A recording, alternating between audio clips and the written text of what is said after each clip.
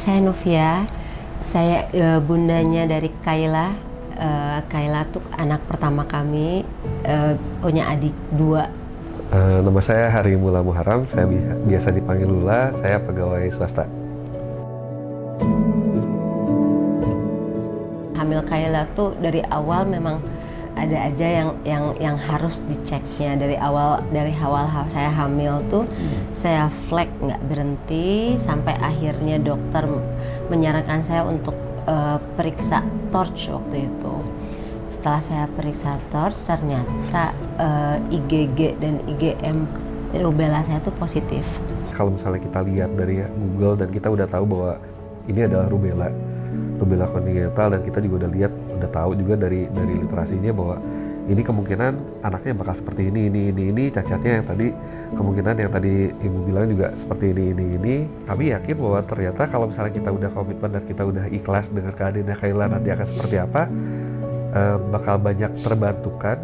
Allah juga bakal support kita, bakal bantu kita, dan ketika dilihat dari maksudnya yang bantunya itu anak, oh mungkin ini Kayla yang nanti bakal narik kita gitu, dan itu karena anak perempuan itu.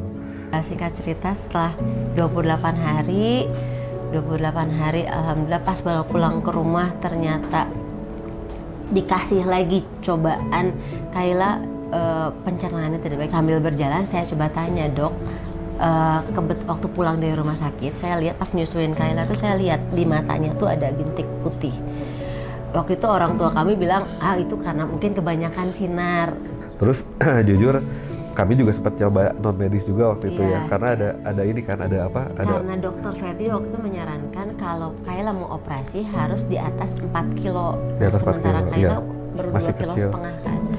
Nah dari situ sambil nungguin berat badannya Kayla 4 kilo, kami tuh coba buat non medis, bolak-balik Sukabumi ke Cianjur segala macam. Hampir tiap minggu ya betul? Iya, hampir tiap minggu kita nginep di kos-kosan kecil gitu karena pengobatan itu dari pagi, coba yang pagi, setelah pagi mencoba yang siang, nyoba lagi yang malamnya gitu, baru kita balik lagi ke Bandung. Itu tuh hampir tiap minggu.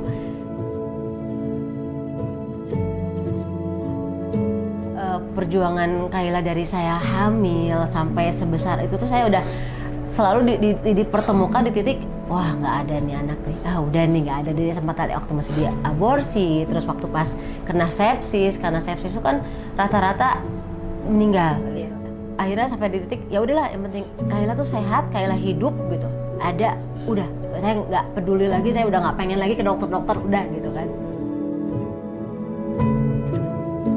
Yang tadi saya pikir kalau kebetulan nih sama sepupunya Kayla itu bedanya cuma 1 bulan. Jadi kalau misalkan kami kumpul tuh ngelihat sepupunya tuh yang udah tengkurap, udah angkat kepala, terus udah mulai ketemu udah mulai loncat-loncat di kasur gitu, Kayla cuma diem aja gitu ya.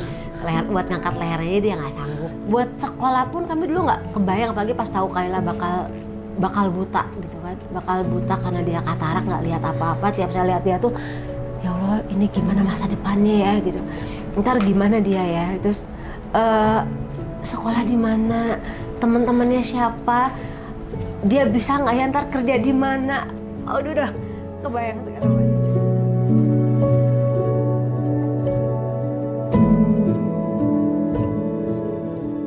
Kelas 4 apa kelas 4 kalau nggak salah, sebelum pandemi lah, di sekolahnya Kayla tuh ada perlombaan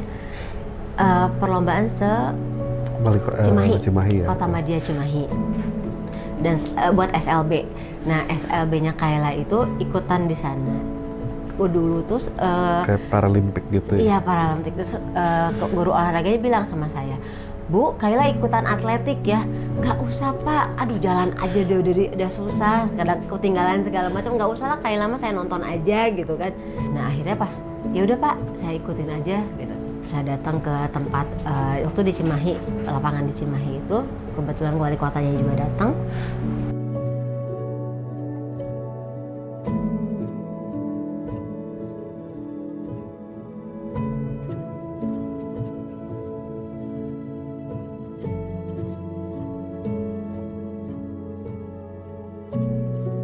Bisa ya gitu, sampai teman-teman dekat saya tuh yang tahu persis Kayla tuh bisa sampai nangis, ya Allah Kayla tuh jalan aja tuh sampai diseret, ke sendal aja bisa ketinggalan karena jalannya nggak bagus. Tiba-tiba dia punya semangat buat juang buat nyampe ke finish gitu, dan dia tuh senengnya luar biasa. Jadi saya kayak kebuka mata saya tuh, ya Allah ternyata kalau Allah bilang tuh kamu tuh jangan suka so tahu gitu. Jadi nggak ada yang nggak mungkin gitu, nggak ada yang nggak mungkin. Kalau misalnya kita percaya pasti bisa gitu.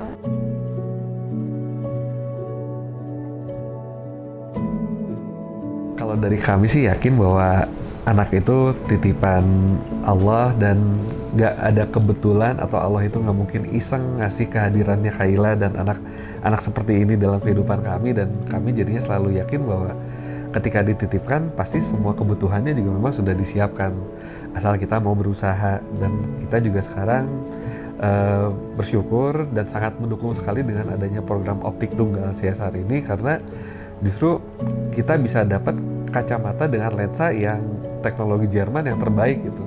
Dan ini yang memang harus akhirnya ketika kita sudah mendapat fasilitas ini, kemudahan ini yang diberikan sama Allah SWT kita melalui Optik Tunggal, itu yang harus kita manfaatkan sebaik-baiknya. Dan kita harus optimalkan bagaimana caranya, karena mata itu adalah jendela dunia.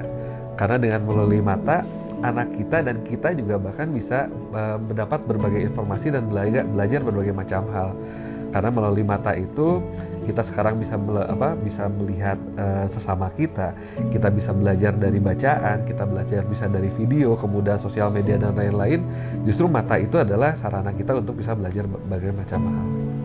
Dengan dia menggunakan kacamata, dia bisa belajar semua, belajar bahasa isyarat, belajar membuat origami, belajar bermain musik, semua dia belajar dari nonton YouTube gitu. Jadi saya nggak bisa membayangkan pada kalau dulu bukan kacamata yang saya perkenalkan sama Kayla, karena mungkin dengan menggunakan kacamata dia bisa melihat kami orang tuanya, saudara-saudaranya gitu.